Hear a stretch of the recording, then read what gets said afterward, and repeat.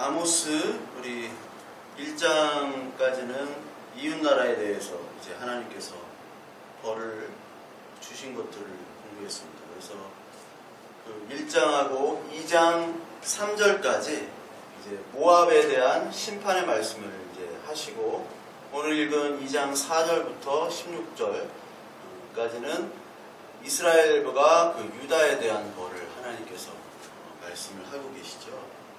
그래서 오늘 이 유다에게 내리신 벌을 오늘 2장 4절을 보시면요, 여호와께서 유다의 서너 가지 죄로 말미암아 벌을 돌이키지 아니한다라고 얘기하셨습니다. 그러면서 그 벌이 그 죄가 뭐냐? 그게 두 가지가 나오죠. 4절 보니까 그들이 여호와의 율법을 멸시한 것, 그렇죠. 그리고 그 율례를 지키지 아니하고 그의 조상이 따라가던 거짓 것에 미혹된 것, 이 두 가지를 얘기합니다. 그래서 여호와의 율법을 멸시했다. 그리고 지키지 아니했고 거짓 것, 이게 거짓 것이 그 성경 밑에 보면 우상이라고 나왔어요. 우상. 그 죄가 율법을 멸시하고 율법을 지키지 아니한 것, 율법을 지키지 아니한 것과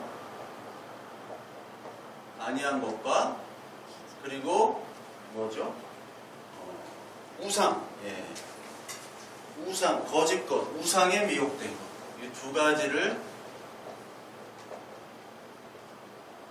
얘기하고 있습니다.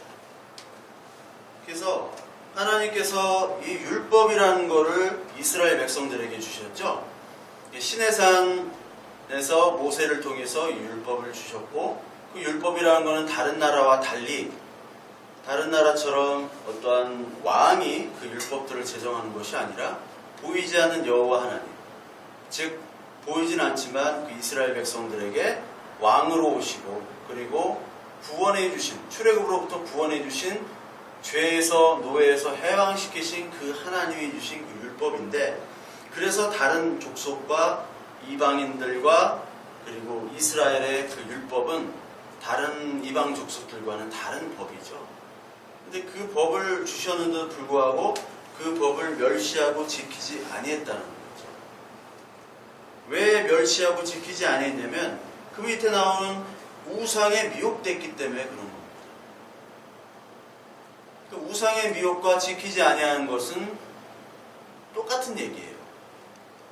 우상이 골로새 3장 5절에 뭐라고 얘기했죠? 우상이라는 것은 결론적으로는 우리 속에 있는 모든 죄악들이 담겨져 있는 탐심이다 라고 나오죠. 탐심.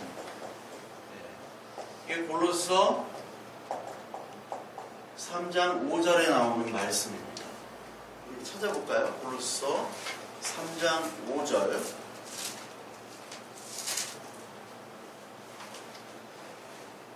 그러므로 땅에 있는 지체를 죽이라. 곧 음란과 부정과 사욕과 악한 정욕과 탐심이니 탐심은 우상 숭배니라.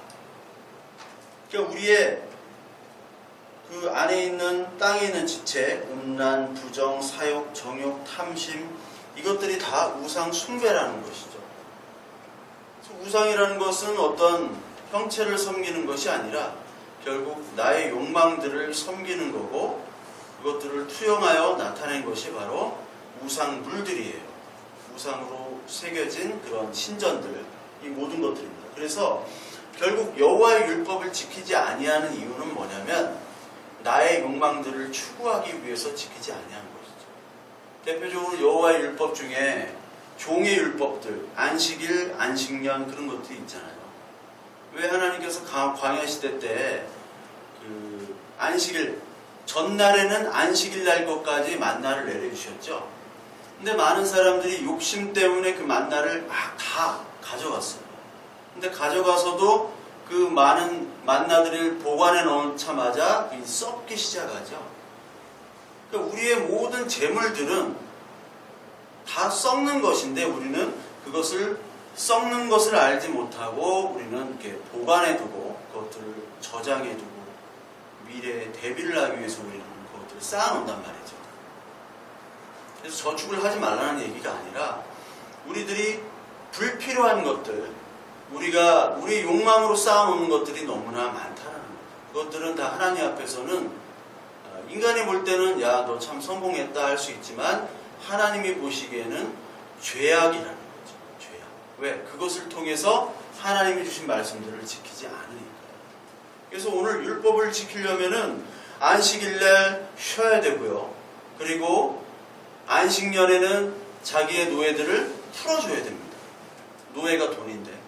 그리고 자기가 옛날에 이제 가졌던, 옛날에 수고해가지고 자기 열심히 모아서 땅을 많이 늘렸어요. 그런데 안식년, 희년이 돌아오면은 그 땅들을 다 원래 주인들한테 돌려줘야 되잖아요.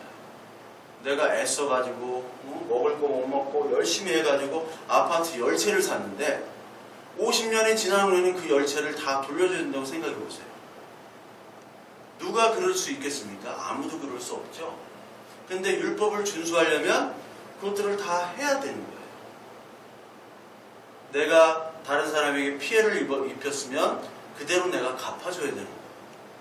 근데 그렇게 살다 보면은 이 세상에서 누가 알아줍니까?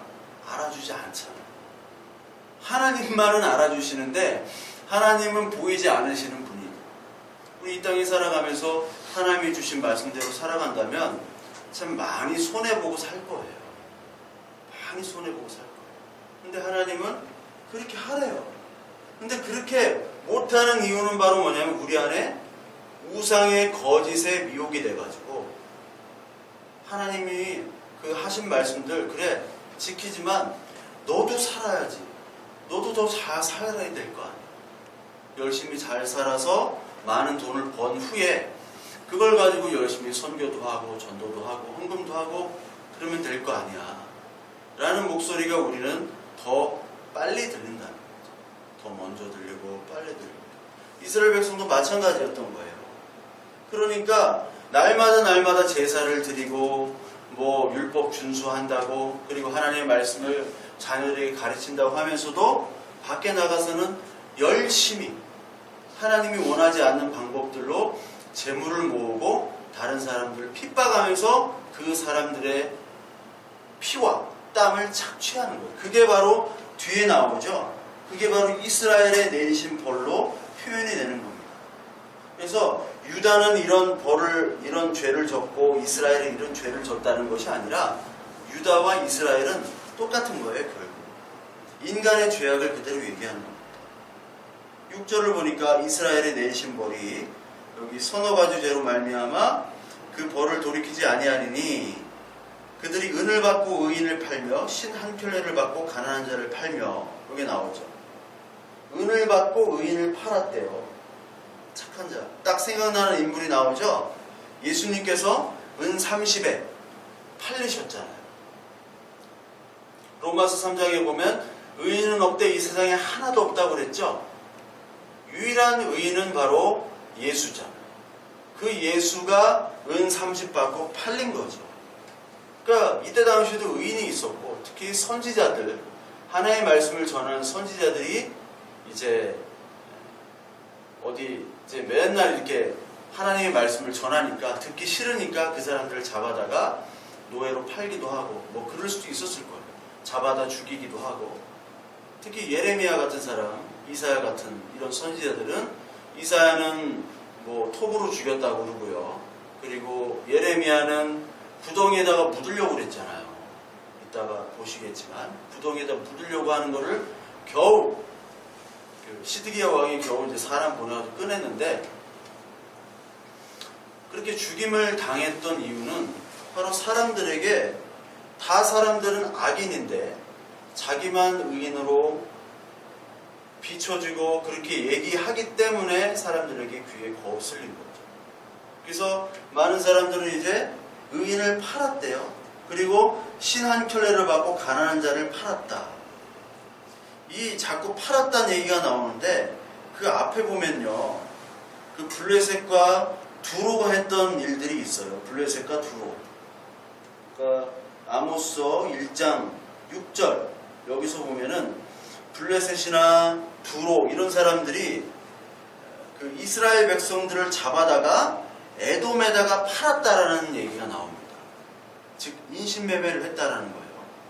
에돔에다가.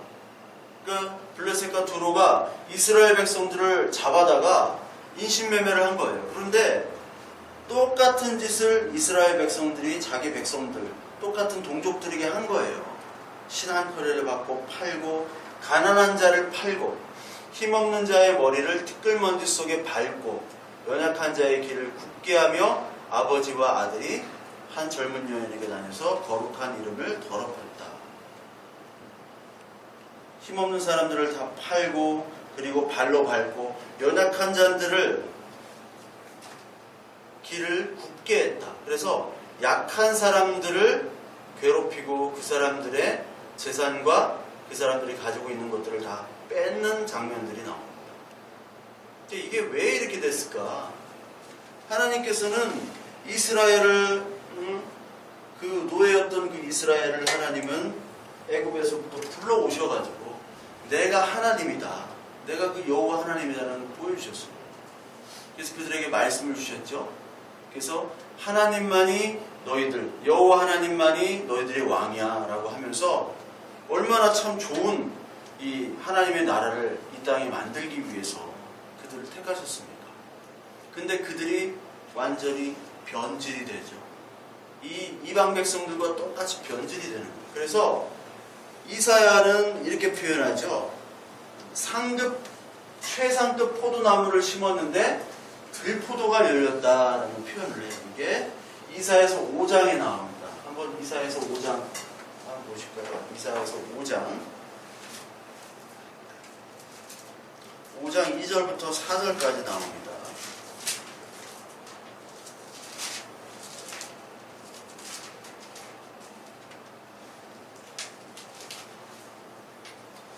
제가 읽어볼게요.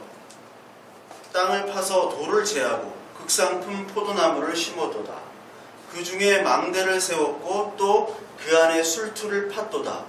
좋은 포도를 맺기를 바랬더니 들포도를 맺었도다. 그렇죠. 그리고 4절에 보니까 내가 포도원을 위하여 행한 것 외에 무엇을 더할 것이 있으랴. 내가 좋은 포도 맺기를 기다렸거늘 들포도를 맺으면 어찌 됨인고. 하나님께서 정말 좋은 최상급 포도나무를 심은 건데 어떻게 들포도, 상품의 가치가 없는 들포도가 맺어졌다는 거죠. 어떻게 이럴 수가 있느냐. 이거는 심은 사람의 잘못이 아니라는 거죠. 이 포도 자체가 잘못 열린 거예요. 포도 자체가. 그러니까 이 이스라엘 백성들의 모습을 얘기하는 겁니다. 극상품이 돼야 되는데 이제 포도가 다 상한 거예요. 그 속까지 다 더러운 것들이 다 들어가서 병균이 다 장악한 거예요.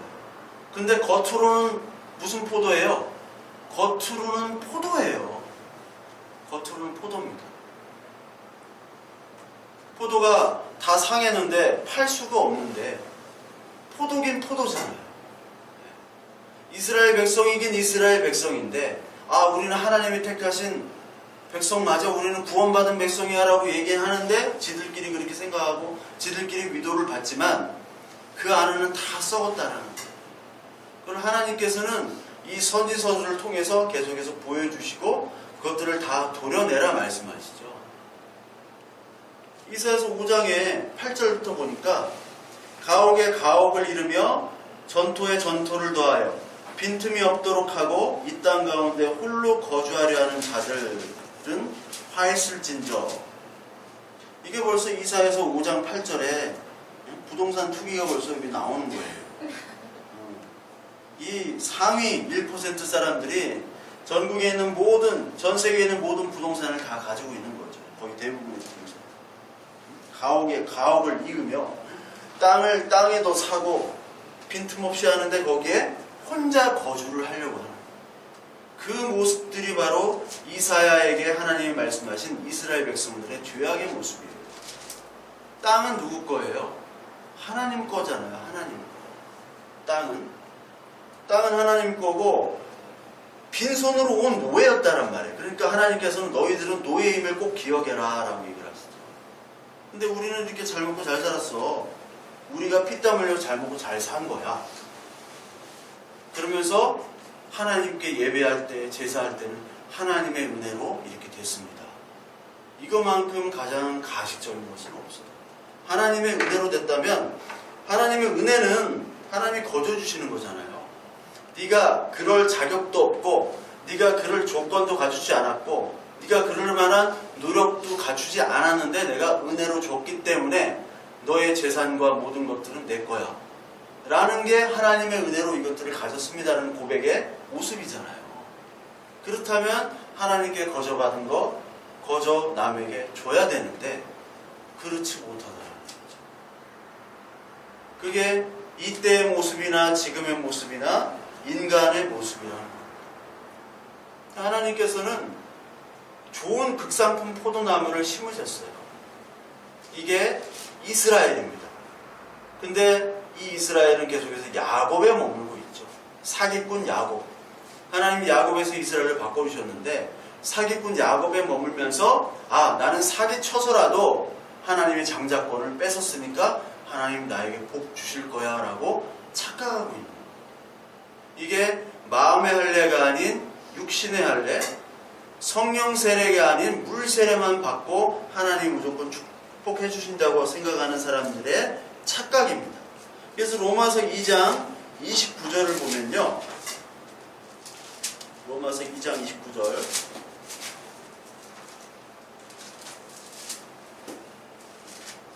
이 말씀이 있습니다. 무릇 표면적 유대인이 유대인이 아니요 표면적 육신의 할례가 아니니라. 오직 이면적 유대인이 유대인이며 할례는 마음에 할지니 영에 있고 율법 조문에 있지 아니한 것이라. 그 칭찬이 사람에게서 아니요 다만 하나님에게서니라. 여기서 이면적 할례, 이면적 유대인. 이면적이라는 것은 마음으로, 그러니까 마음의 세례를 받은 거예요. 마음의 성령의 세례를 받은. 그리고 육체적, 이면적이 아니라 여기 그 표면적이죠. 표면적인 것은 이거는 그냥 육신의 세례입니다. 육신의 할례예요. 그 유대인들은 육신의 할례만을 자랑하고 우리는 할례를 받았기 때문에 하나님은 우리를 사랑하시고 할례 받지 않은 너희들은 개나 마찬가지다. 저주를 받아야 된다. 이거 자체가 잘못된 거예요. 이 육신의 할례나 표면적 할례는 없는 겁니다. 구약시대 때도 사실 없는 거예요. 구약시대 때도 이미 많은 사람들이 이방인에도 불구하고 이스라엘에 와서 살 때 그 믿음이 있다면 하나님이 그 자녀로 받아주셨어요. 하나님. 그게 벌써 출애굽에서 이루어졌잖아요. 출애굽할 때 그 문설주나 뭐 여기 그쪽에 다 그 피를 발랐을 때, 피를 뿌렸을 때, 바르고 뿌릴 때 그 조건으로 하나님께 살려주신 것이지 유대인이다, 애굽인이다, 뭐 이방인이다를 그거를 분별해가지고 육신으로 살려주신 것이 아니잖아요. 성경은 신약이나 구약이나 똑같이 육신의 표면적 할례가 아니라 이면적인 성령의 할례를, 세례를 얘기를 하고 있어요. 근데 이 사람들은 지금 계속 착각하고 있는 거죠. 그래서 우리는 이런 악한 짓을 하더라도 하나님께서 우리의 뭐 자녀니까 우리는 하나님이 축복을 주실 거야 라고 하면서 이런 죄악들을 즐기고 있는 거예요. 그래서 아버지와 아들이 한 젊은 여인에게 다녀서 거룩한 일을 더럽혔다. 이게 바로 그 이방인의 신전에 몸을 파는 그 사제들, 여자 사제들에게 많은 남자들이 가서 거기서 음행의 축제를 벌인 것이죠. 음행의 축제. 그래서 옛날에 그 영화들을 보면 특히 요즘 나온 걸로 보면 뭐 영화 300 이런 데 보면은 전쟁을 해야 됩니까 말아야 됩니까를 가지고 그 여자 사제한테 찾아가요. 그 여자 사제들, 이게 그리스나 시리아 쪽 이런 쪽이나 그 중동 지방 그쪽에 모든 그 바알 신전이나 그리고 성경이 그 에베소서에 보면은 그 다이아나 신전이 있죠. 그 다이아나를 뭐라고 하냐면 그 에베소의 그 뭐죠? 아데미, 이 아르테미스 신전이나 이런 다이애나 신전, 다이애나가 이제 아르테미스인데 그 모든 신전들이 하는 일은 뭐냐면 똑같아요. 그 축제가 바로 음행의 파티를 벌이는 겁니다. 그것을 통해서 신을 흥분시켜서 비가 오게 하고 그 다음에 그 풍요를 비는 그런 축제. 그러니까 그런 관계, 성관계가 어떻게 보면은 뭐라고 해야 될까요? 굉장히 거룩한 행위예요. 거기서 봤을 때. 그 사람들에게. 근데 이방에서는 거룩한 행위지만 그 거룩이라는 게 거룩이라는 걸 빙자한 음행을 하는 거죠. 그게.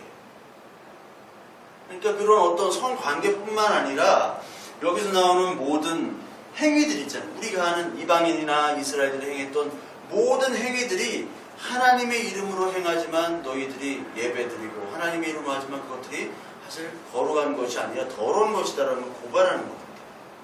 그만큼 지금 도덕성이 결여되어 있고 도덕성 결여를 하나님의 말씀과 하나님의 예배 제사로 합리화를 시키는 것들을 지금 보여주고 있습니다.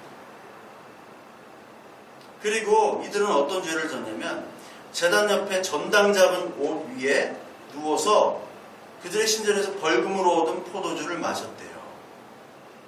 저당 잡힌 옷, 저당을 잡혔어요. 옷을.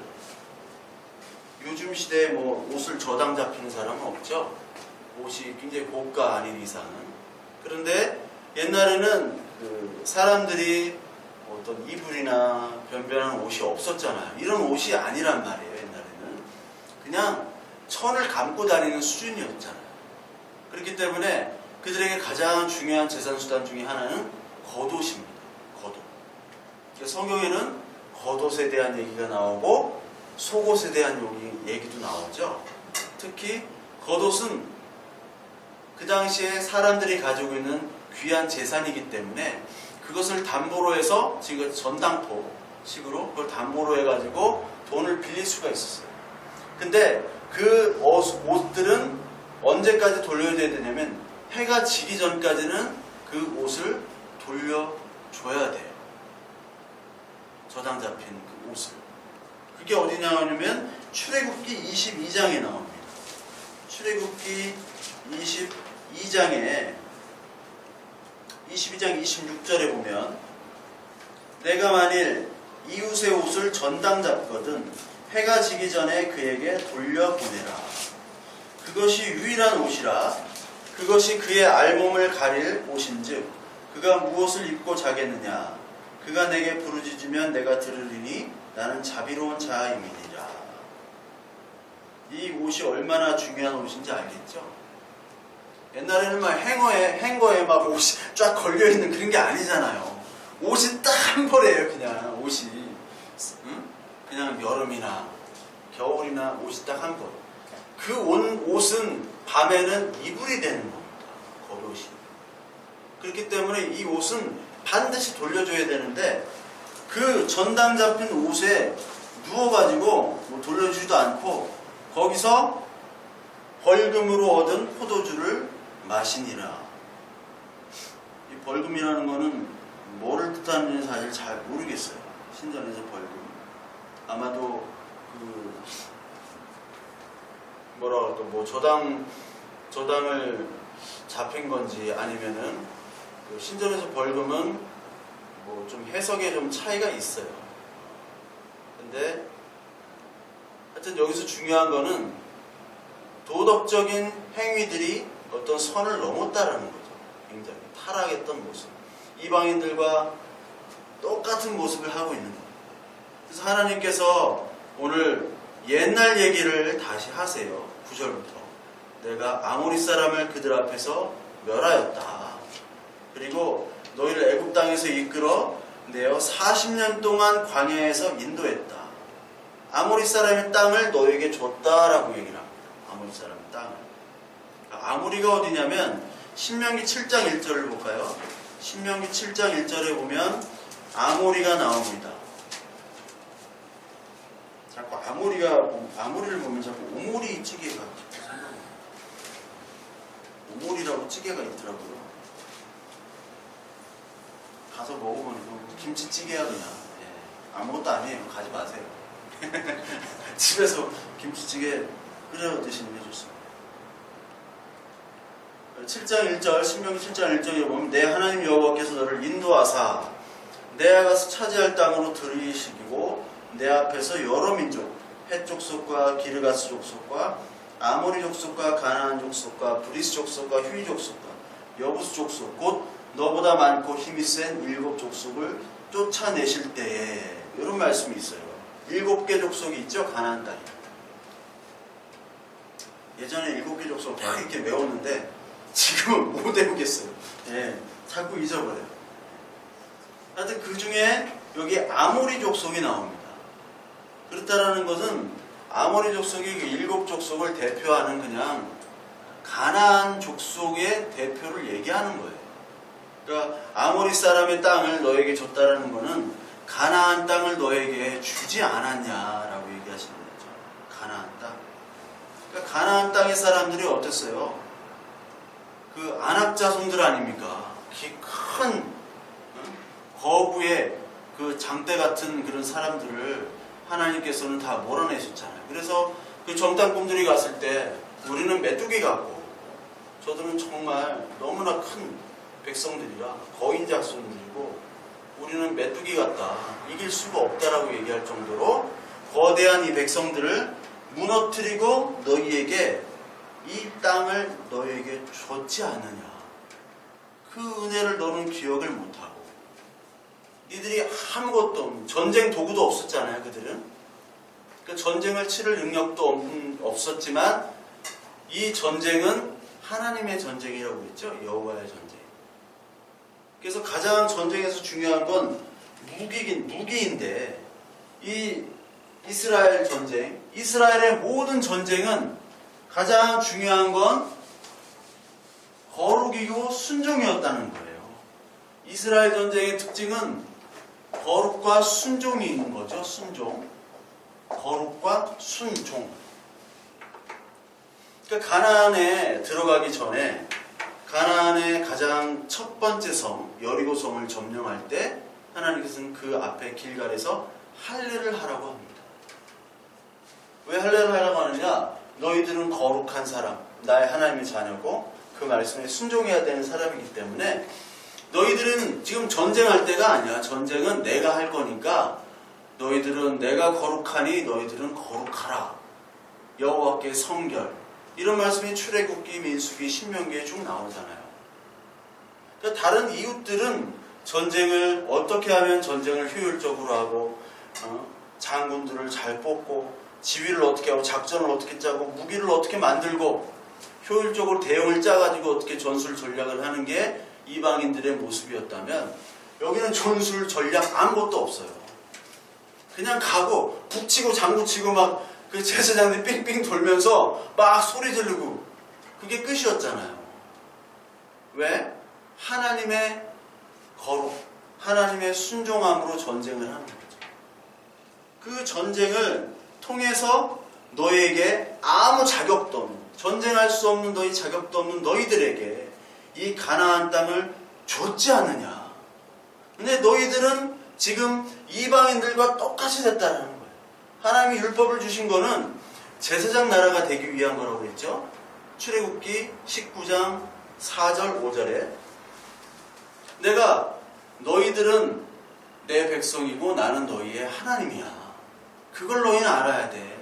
내가 너희를 탈출시킨 거, 기적을 보여준 거 이건 아무것도 아니고 왜 이런 거를 줬냐?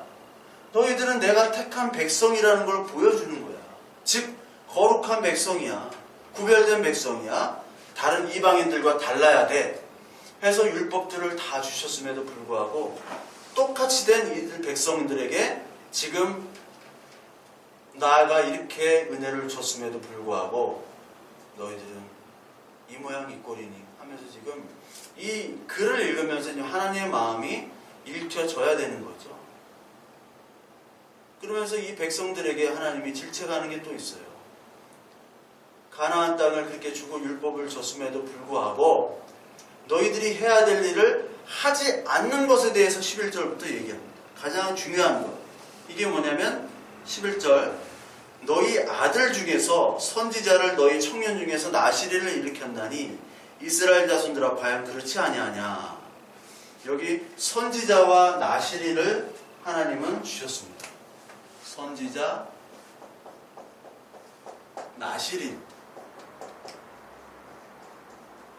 선지자는 다 아시겠고, 나시린이라는 거는 나세이르라는 그 히브리 말에서 이것도 똑같이 구별된다는 뜻이에요. 나실인, 나실. 그래서 가장 대표적인 나실인이 누구죠? 예, 삼손, 손이 3개인 삼손. 그 다음 삼손 다음에 마지막 사사인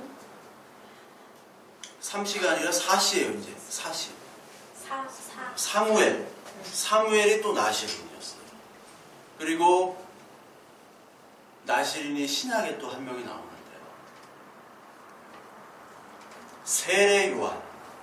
예. 처음 들어보셨죠? 성경에 있습니다. 성경에 나시린이에요. 구별된 사람이에요. 이게 어디에 나오냐면 민수기 6장에 나옵니다. 민수기 6장 보겠습니다. 나시린이 뭐 하는 사람들이냐? 나시린이 민수기 6장 1절부터 쭉 있어요. 1절부터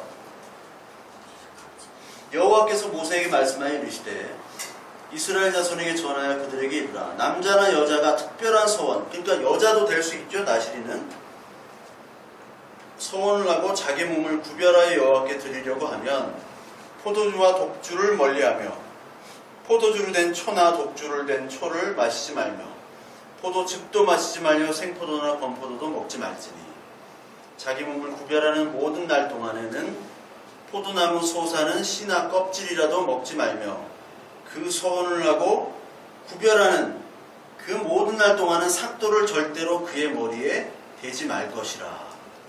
자기 몸을 구별하여 여호와께 드리는 날이 차기까지는 거룩한 그의 머리털을 길게 자르게 할 것이며 자기 몸을 구별하여 여호와께 드리는 모든 날 동안은 시체를 가까이 하지 말 것이고 부모 형제 자매가 죽은 때라 해도 그로 말미암아 몸을 더럽히지 말 것이니 이는 자기 몸을 구별하여 하나님께 드리는 표가 그의 멸의가 있음이라. 그러니까 시체도 그리고 머리를 깎지도 말아야 되고 포도 껍질이나 건포도, 뭐 포도, 생포도, 포도즙, 포도주 이런 것들은 다 먹지를 말아야 된다라고 얘기를 합니다. 나시린으로 드려지는 그 사람들이죠. 그래서 사사기 13장에도 이제 삼손에 대해서 나오죠. 똑같이 민수기 6장에 나오는 것처럼 삼손이 그런 나시린으로 구분된 사람이다. 그래서 삼손이 머리가 긴 거예요. 그 길기 때문에 힘이 나왔는데, 구별되어진 것 때문에 힘이 나왔는데 그 머리를 깎는 순간에 힘이 없어진 거죠.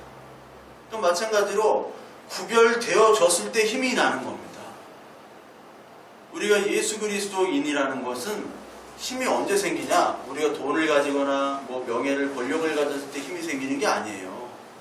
우리가 예수 그리스도인답게 살고 예수 그리스도인답게 그 말씀에 순종하며 구별된 삶을 살아갈 때 다른 사람이 함부로 못합니다. 그때 힘이 생기는 거예요. 삼손은 구별됐기 때문에 나시린으로서 머리가 길러졌기 때문에 힘이 나는 거지 머리 때문에 힘이 나는 게 아니에요. 그렇죠? 머리 때문에 힘이 나는 게 아니라 삼손은 구별되어졌기 때문에 힘이 난 사람입니다. 머리를 잘랐을 때 머리가 없고 눈이 뽑혔을 때도 힘이 다시 생기잖아요. 왜? 다시 하나님께 매달린 구별된 거룩해진 사람이 되었기 때문에. 사람들은 의아해하죠. 저거 머리 잘라놨는데 왜 힘이 나지? 기둥을 밀었는데 제 기둥 밀어봐야지 아무 소용도 없어. 머리 잘랐어. 머리 잘렸기 때문에 지금 반 병신이야. 근데 머리 때문에가 아니잖아요. 사람들은 그렇게 본다고요. 아니 이스라엘 백성은 똑같이 그렇게 보는 거예요. 머리 때문인 줄 알아요. 거룩 때문에 그렇습니다. 거룩. 그래서 선지자와 나시린을 왜 하나님께서 세우셨느냐? 제사장 나라, 선지자 나라로서 말씀을 전하기 위해서 이스라엘을 세운 거예요. 근데 선지자도 가만히 있고 나시린도 가만히 있고 아무것도 안 하는 겁니다. 하나님의 명령을 거부한 사람들이에요. 거부하게 됐어요. 그리고 진짜 선지자와 나시린으로 살아가는 사람들을 죽입니다. 삼손을 잡아다 죽였죠. 그렇죠? 사무엘에게 왕을 요구했죠. 거역했죠. 그리고 세례 요한을 죽였잖아요. 선지자의 대표, 나시린의 대표, 예수 그리스도를 나중에 죽이는 거죠. 이렇게 구분되어진 사람들을 다 죽이는 거예요. 특히 이 나시린에게 포도주를 금했죠. 포도를 금했다는 것은, 포도라는 것은 그 가나 혼인잔치에서도 포도주가 나오죠. 포도주는 그 파티의 최고의 중심에 선 겁니다. 그러니까 그 포도주를 먹고 취하고 기분을 내는 거예요. 이 세상의 흥을 강조하는 게 바로 포도주고 포도입니다. 그렇기 때문에 그것들을 절제를 하라는 거예요. 이 세상의 쾌락과 흥에 빠지지 말아라 라고 해서 포도의 그 단맛, 포도가 달잖아요. 옛날에는 설탕이 없고 지금은 뭐 포도가 달다고 생각하지 않지만 옛날에 단 과일이 없잖아요. 이때는 뭐 단 과일, 무화과 나무, 포도나무 뭐 그런 거밖에 없으니까 이 포도나무, 포도 말린 거, 이런 단 것들을 제하라는 거예요. 제하라는 거. 그 세상의 단맛에 빠지지 말라는 그런 상징적인 의미입니다. 그래서 이 포도주를 먹지 말고 취하지도 말고 단맛도 보지 말라고 이렇게 얘기했는데, 그걸 하면 사람들이 놀랍니다. 그게 누가복음에 나오는데, 누가복음 1장 한번 볼까요? 누가복음 1장. 여기에 세례 요한이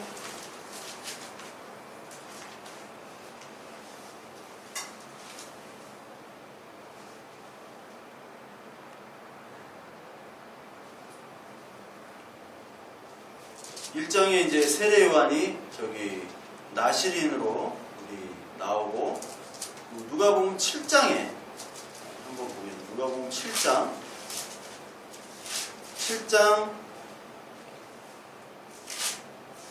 33절을 한번 보죠. 7장 33절.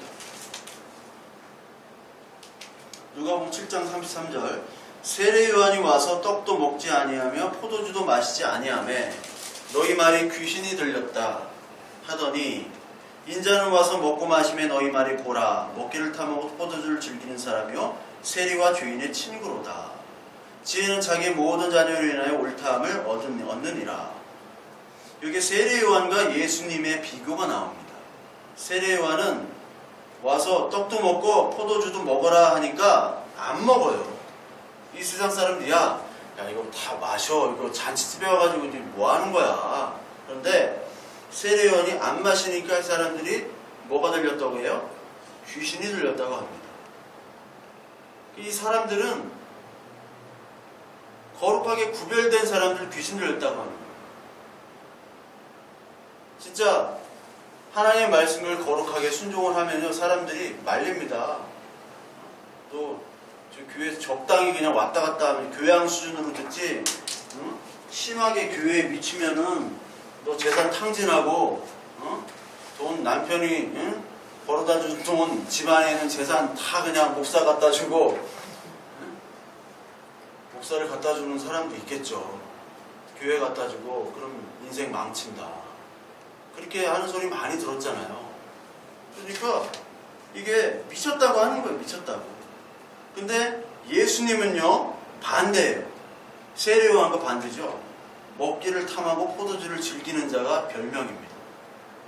이상하죠. 그러니까 이게 세례 요한과 예수님이 반대가 된 이유는 뭐냐면, 세례 요한은 아직까지 율법과 선지자에 머문 거예요. 그래서 율법과 선지자는 누구 때까지라고 그래요? 누가 보면 맨 마지막에 세례 요한 때까지라고 얘기하잖아요. 율법과 선지자는. 숙제 내드리겠습니다. 세례 요한이 율법과 선지자는 세례 요한 때다라는 게 몇 장 몇 절일까? 누가복음. 제가 갑자기 기억이 안 나가지고 그래요. 네.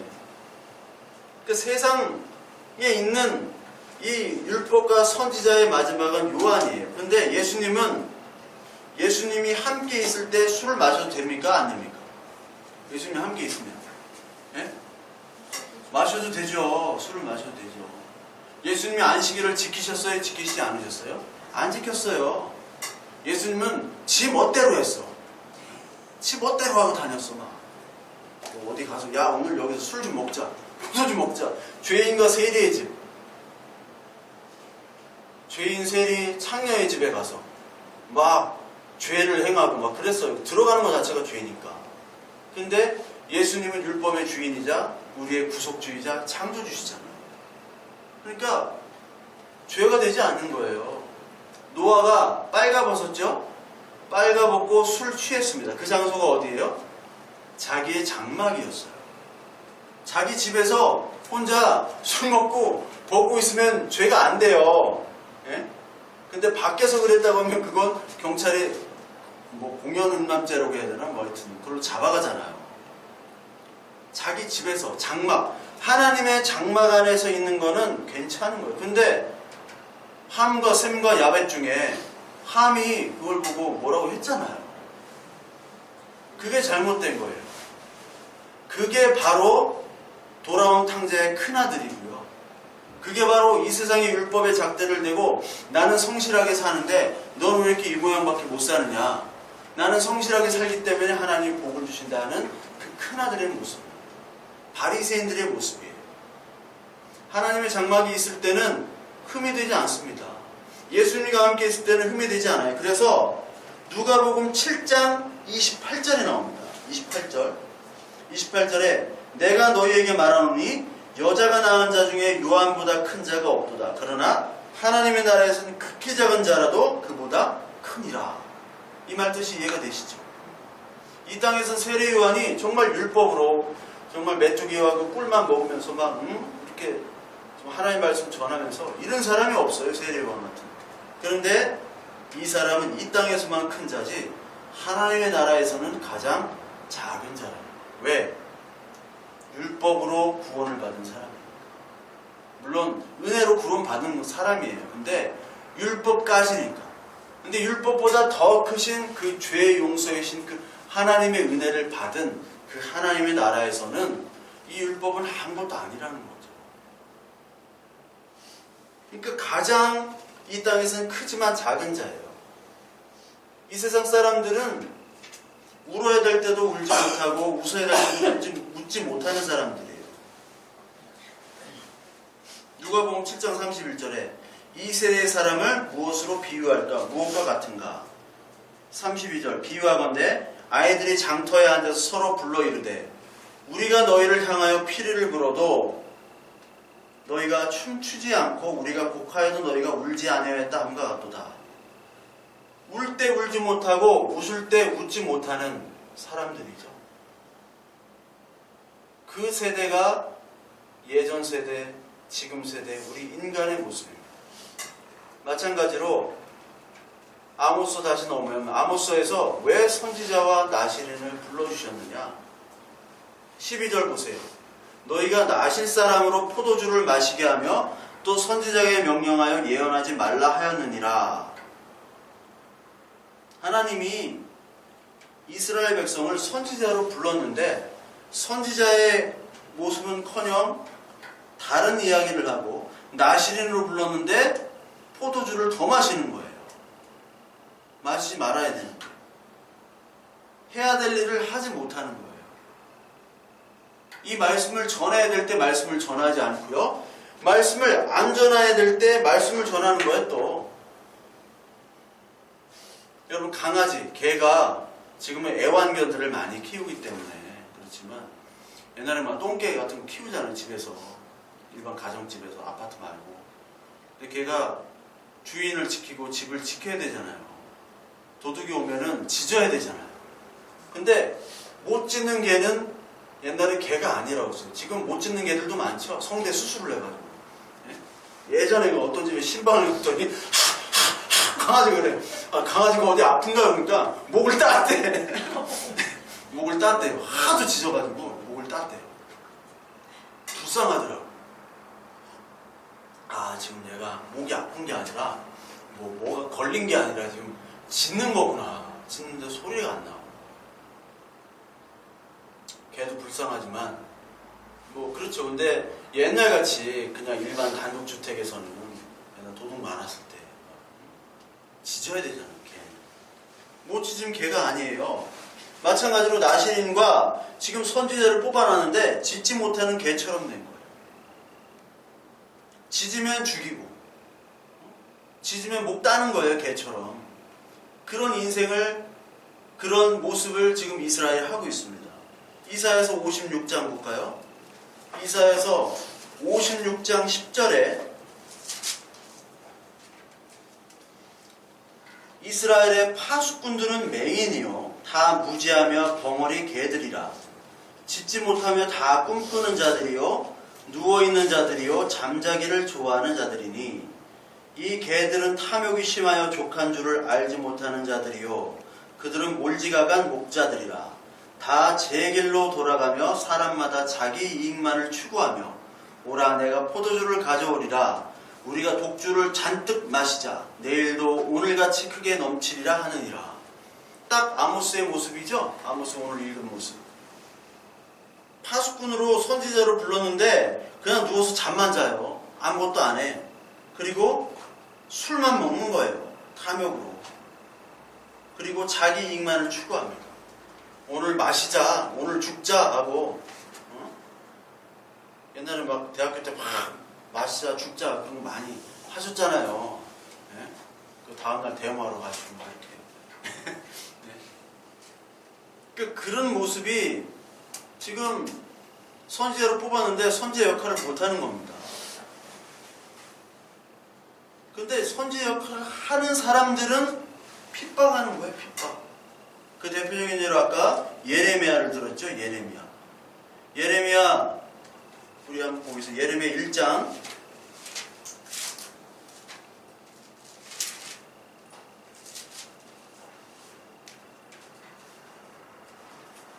예레미야 1장 9절부터 10절 볼게요. 여호와께서 그의 손을 내밀어 내 입에 대시며 여호와께서 내게 이르시되 보라 내가 내 말을 내 입에 두었도다. 보라 내가 오늘 너를 여러 나라와 여러 왕국 위에 세워 내가 그것들을 뽑고 파괴하며 파멸하고 넘어뜨리며 건설하고 심게 하였느니라 하시니라. 예레미야를 통해서 하나님께서 말씀을 주시겠다고 하는 것이 있고 그 예레미야를 통해서 이 모든 왕국에 파괴와 파멸로 다 뽑아버리겠다라고 얘기하는 거예요.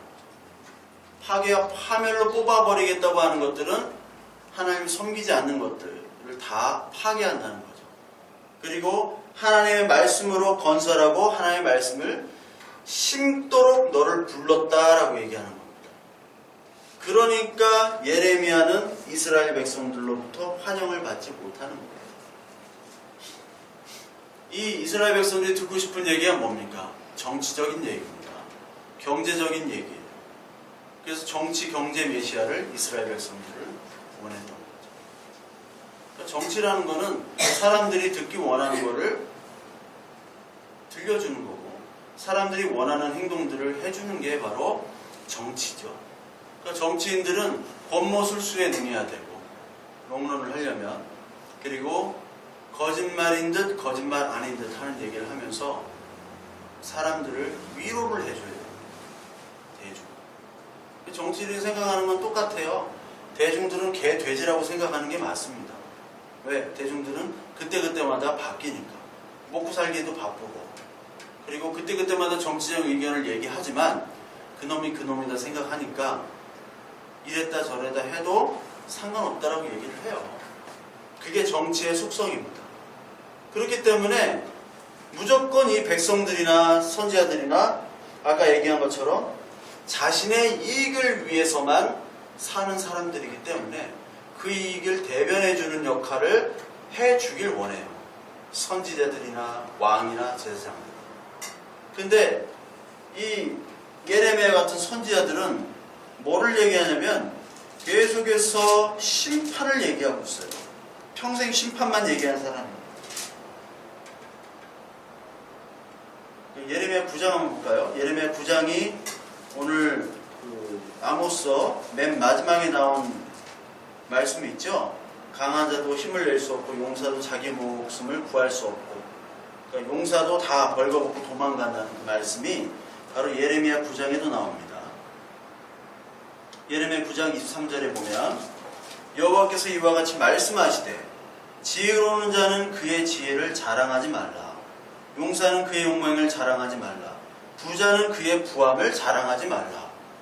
자랑하는 자는 이것으로 자랑할지니 곧 명철하여 나를 아는 것과 나 여호와는 사랑과 정의와 공의를 땅에 행하는 자인 줄 깨닫는 것이라. 나는 이 일을 기뻐하노라. 여호와의 말씀이니라. 여호와의 말씀이니라. 보라, 날이 이르면 할례받은 자와 할례받지 못한 자를 내가 다 벌하리니 곧 애굽과 유다와 에돔과 암몬 자손과 모압과 및 광야에 살면서 살적을 깎은 자들에게 무릇 모든 민족은 할례를 받지 못하였고 이스라엘은 마음의 할례를 받지 못하였느니라 하셨느니라. 그러니까 지혜와 용맹과 부함을 자랑하지 말라는 거죠. 이것들은 하나님 앞에서는 다 소용없는 무용지물입니다. 하나님 앞에서는 지혜와 용맹과 이런 것들을 필요가 없어요. 다 심판의 대상이 될 수밖에 없습니다. 인간의 정의, 자랑, 용맹, 부함, 이런 것들은 하나님 앞에서는 심판의 정죄의 대상이고, 여기 나오는 것처럼 할례받는 자와 할례받지 못한 사람을 다 죄 벌한다고 그랬죠. 이스라엘 백성이나 이스라엘 백성이 아닌 사람이나 육체적인 할례를 받은 사람들은 다 받거나 받지 않은 사람은 다 심판에 되는, 심판의 근거는 뭐냐면 마음의 할례를 받았느냐 받지 못하느냐. 여기 또 나오죠. 26절에 마음의 할례. 이런 얘기를 하니까 이스라엘 백성들이 싫어하죠.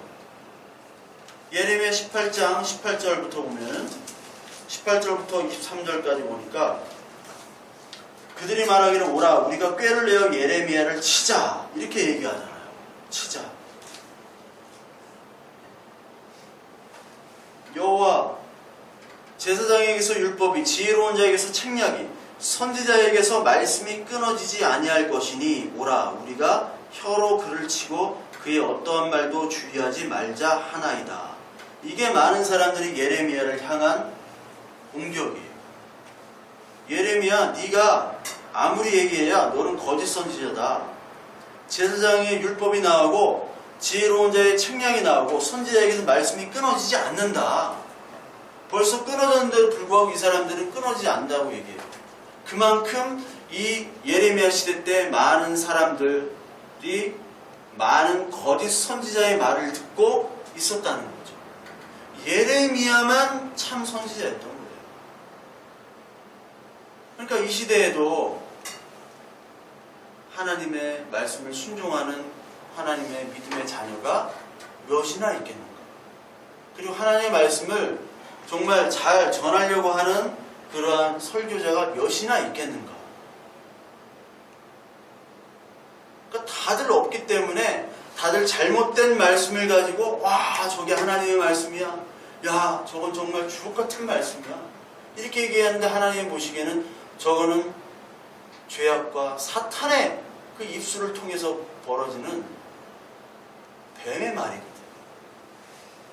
그 예레미야를 죽일 수밖에 없는 겁니다. 예레미야 특히 뭐라고 얘기했냐면 이스라엘 백성들은 느부갓네살 왕에 의해서 멸망당한다라고 계속 얘기했죠.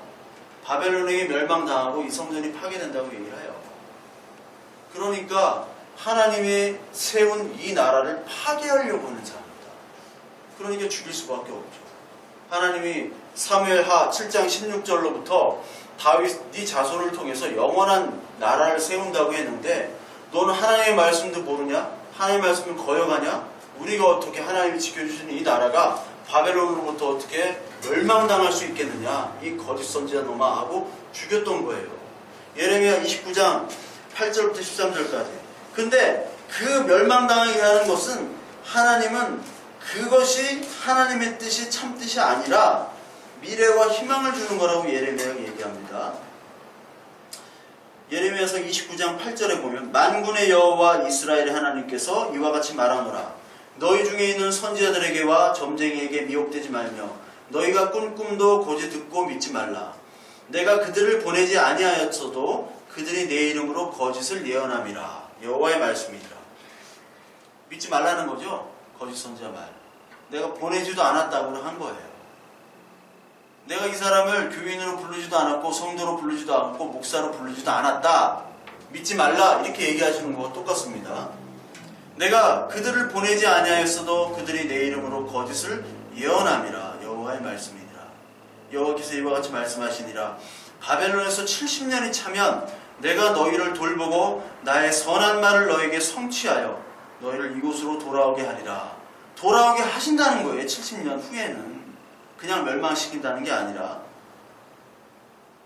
너희를 향한 나의 생각을 내가 하나니 평안이요 재앙이 아니니라. 너희에게 미래와 희망을 주는 것이니라. 내게 부르짖으러 와서 내게 와서 기도하면 내가 너희의 기도를 들을 것이요 너희가 온 마음으로 나를 구하면 나를 찾을 것이요 나를 만나리라. 이게 희망의 말씀, 이게 하나님이 주신 말씀이잖아요. 근데 그 깊은 속뜻을 이스라엘 백성들은 모르는 겁니다. 왜? 탐심의 눈이 멀었기 때문에. 그래서 거짓 선지자가 하는 말을 참 선지자가 하는 말인 양 듣고 믿고 따랐던 거예요.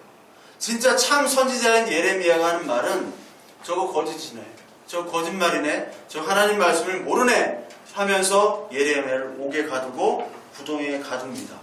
그게 37장 예레미야 38장에 구덩이에 갇혔다가 풀려나는 장면이 나와요. 예레미야에. 그래서 예레미야 마지막에 가면 예레미야 46장부터 51장까지 마지막 편에 보면은 46장에는 애굽의 죄악, 애굽의 멸망에 대해서 얘기하고 맨 마지막에는 바벨론의 멸망에 대해서 얘기를 하십니다.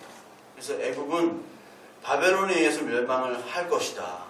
갈그미스 전투 때 바로 왕이 이제 갈그미스라는 지역에서 그 느부갓네살 왕이 쳐들어와 가지고 거기서 느부갓네살 왕이 승리를 할 것이다 라고 예레미야를 통해서 이제 심판에 대한 예언을 하시거든요.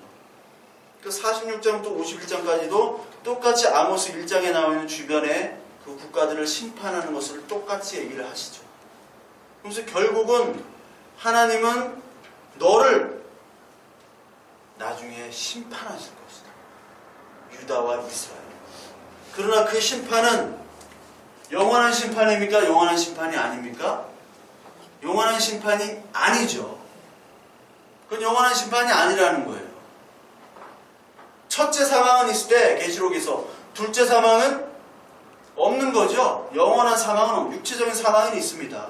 우리 인생에서 하나님이 나를 버렸고 정말 하나님 어찌하여 나를 버리시나이까 이렇게 할 때가 있잖아요. 그럼에도 불구하고 하나님이 영원한 심판은 아니라는 거예요. 의인은 왜 이렇게 고난을 받고 악인은 왜 이렇게 형통합니까? 하박국이 얘기하죠. 근데 결국은 그 악인이 이 육신이 머무는 동안에만 형통할 수는 있어요. 그러나 그는 그 육신의 형통 때문에 심판의 대상이 되는 거죠. 우리는 영원한 심판이라는 것은 없습니다. 재앙이 아니라 그 70년이 찬 후에 70년이 돌아온 후에는 이게 미래고 이게 소망이라고 얘기하잖아요. 이게 미래고 소망이라는 것을 하나님께서 말씀하고 계십니다. 아모스를 통해서 하나님께서 이스라엘과 이 유다 백성들에게 하는 이야기는 나에게 돌아와. 내가 너를 버리지 못한다. 내가 너를 택하고 내가 너의 하나님이고 너희들은 나의 백성이고 자녀이기 때문에 돌아오라고 계속 얘기하고 계십니다. 이 선지자 모든 선지자들은 계속 돌아오라라고 얘기하시면서 내 마음, 내 속마음, 그 속마음은 너를 정죄하는 것이나 너를 파괴하는 것이나 너에게 벌을 주거나 재앙을 주는 것이 아니고 소망이고 미래고 하나님의 사랑임을 너희들이 알도록 하라라는 것이 이 아모스를 통해서 하나님 주시는 말씀입니다. 저와 여러분에게도 이런 하나님 심판처럼 보이는 그런 일들이 있을 겁니다. 하나님 과연 왜 이러실까? 무엇을 원하실까? 그때 하나님께 말씀으로 더 달려가시는 저와 여러분들이 되시고요. 우리의 마지막 끝은 결국 모든 사람들이 죽지만 우리의 마지막 끝은 하나님이 우리를 살리시고 그리고 육체로 부활하게 하셔서 하나님의 영원한 하나님의 나라에 우리 보좌에 앉게 해주시는 그 하나님의 긍휼하심과 하나님의 사랑임을 저와 여러분들이 믿으시고 이것은 우리가 이성으로 느껴지고 어떤 감각적인 것을 만져지는 것이 아니라 하나님이 주시는 그 믿음으로 말미암아 믿어질 때만이 그것이 우리의 마음속에 현실화가 되고 그것이 소망이 될 줄로 믿어요.